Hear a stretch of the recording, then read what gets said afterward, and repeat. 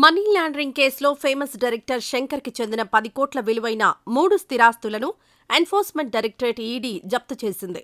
Money laundering నిరోధక చట్టం ప్రకారం ఫిబ్రవరి 17న ఈ ఆస్తులను అటాచ్ చేసినట్లు ఈడీ వివరించింది. ఎందుకంటే తన జిగుబా అనే కథను కాపీ కొట్టిన శంకర్ రోబో పేరుతో ఒక సినిమాని డైరెక్ట్ చేశారు అంటూ ఆరూర్ తమిళనాథన్ అనే వ్యక్తి 2011లో పిటిషన్ దాఖలు చేశారు. శంకర్ ఈ సినిమా తీసి కాపీరైట్ చట్టాలను ఉల్లంఘించారని ఈ పిటిషన్లో పేర్కొన్నారు. ఈ కేసు విషయంపై film and television institute of India నివేదిక కూడా శంకర్కి వ్యతిరేకంగా రావడం గమనార్హం. అయితే జిగుబా కథకు రోబో సినిమాకి మధ్య చాలా పోలికలున్నాయని ఈ పిటిషన్ ద్వారా తెలుస్తోంది.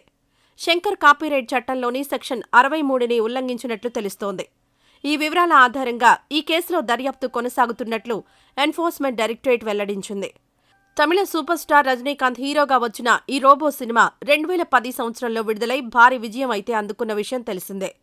ప్రపంచవ్యాప్తంగా ఈ సినిమా సుమారు 360 కోట్ల వసూళ్లు రాబట్టింది. ఇక ఈ మూవీ డైరెక్టర్ శంకర్కి పారితోషికంగా 15 కోట్లు అందినట్లు తెలుస్తోంది.